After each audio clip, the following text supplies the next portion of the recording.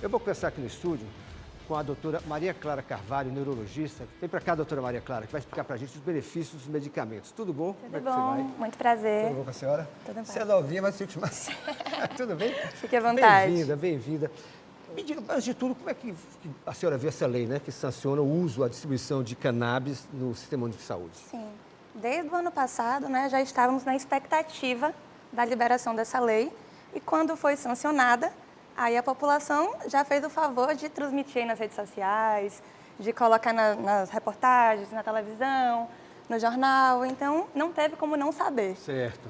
Isso é importante, né, como eu falei, porque algumas doenças têm, assim, o auxílio do cannabis, a cannabis. A cannabis é uma substância derivada da maconha, o que leva muita gente a interpretar de forma errada, né? Muita gente fala assim, vamos fumar maconha para curar a doença. Não é isso, né, doutora? Não é isso. Então, para a gente tirar um pouco desse estigma, é importante que a população saiba que nosso corpo naturalmente produz substâncias endocannabinoides, que são semelhantes àquelas encontradas na planta cannabis sativa. Logo, uma vez que o nosso corpo produz e tem receptores específicos para essas substâncias, nós podemos beneficiar diversos sistemas do nosso corpo, desde o sistema nervoso central ao sistema periférico, a outros sistemas, como o sistema imune, gastrointestinal, a depender de onde a gente vai estar atuando. Na neurologia, os derivados, né, cannabinoides ganharam repercussão pelo tratamento da epilepsia, que é onde a gente tem estudos robustos. Epilepsia, dor, espasticidade, nós temos estudos mais avançados em fase de tratamento. Outras condições ainda estão em fases pré-clínicas, mas muitos pacientes já estão utilizando com respostas favoráveis. Vem em forma de óleo, né? Mais óleo, apareceu umas cápsulas, mas é mais óleo, é isso? Não apenas. Não apenas, não, né? Existem algumas apresentações, o que vale é a substância que vamos estar utilizando. Pode ser o CBD ou o THC, ambos estão presentes. O que é CBD e THC? Explica para Vamos lá. Vamos lá. O CBD, que é o canabidiol, certo. E o THC, que é o tetrahidrocanabidiol.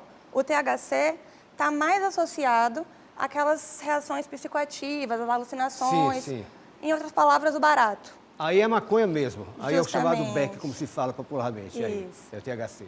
E o CBD, que é o canabidiol, que está cada vez mais sendo utilizado em tratamento para fins medicinais, que é o foco principal, mas o THC também pode ser utilizado para fins medicinais. Isso, quem vai definir a concentração, a dose, é o médico prescritor. Então, tudo isso não pode ser da cabeça de alguém. Existem estudos, existem acompanhamento, efeito colateral e interação medicamentosa, que é muito importante a gente falar isso em rede nacional, porque as pessoas acham que qualquer um pode usar, mas não é para todo mundo. Tem indicações pré-determinadas e também tem contraindicações. Então, a gente precisa estar lado a lado desses pacientes que estão em uso. Bora para a rua, então? Aqui a consulta é de graça. Vamos à primeira pergunta para a doutora Maria Clara Carvalho sobre o uso de cannabis no tratamento de algumas doenças. Vamos lá, então. Sou João de Boa Vista, Roraima.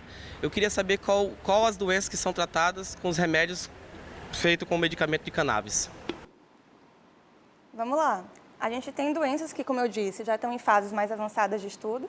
Essas são síndromes epilépticas da infância, que são a síndrome de Dravet e Lennox-Gastaut. E essas síndromes podem estar ou não associados ao autismo. Ou seja, pode ter pacientes autistas utilizando, mas não quer dizer que serão todos os autistas que terão indicação. No caso de dor, eu vou puxar um pouquinho para a sardinha para o meu lado, porque eu sou especialista em dor. Em quadros dolorosos crônicos, fibromialgia, dores refratárias, também já tem uma evidência robusta para a sua utilização. Outras utilizações, como espasticidade, controles comportamentais em quadros demenciais, mobilidade, esses ainda estão em fases clínicas e estamos estudando. Como é uma medicação que sofreu muitos estigmas ao longo dos anos, né? Pelo preconceito, por conta de estigmas religiosos, no caso de restrição dos próprios políticos em relação à liberação para pesquisas. Isso a gente também freou um pouco os avanços na medicina. Então, essa liberação pelo nosso prefeito, muito obrigada, prefeito, vai beneficiar não só a população que precisa do remédio, mas não tinha condição de pagar, mas também vai beneficiar muitas pesquisas que também não avançaram porque ainda não tinha muitas pessoas utilizando. Outra pergunta nas ruas da cidade, para a doutora Maria Clara Carvalho. Vamos ver.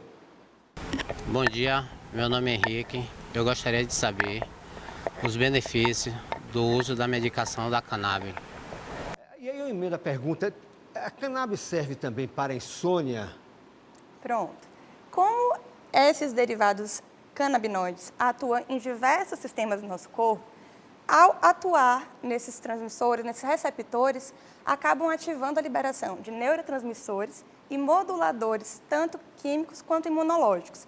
E aí acaba tendo como efeitos colaterais e atuação na homeostase corporal, ajudando no sono, no controle da temperatura, no humor.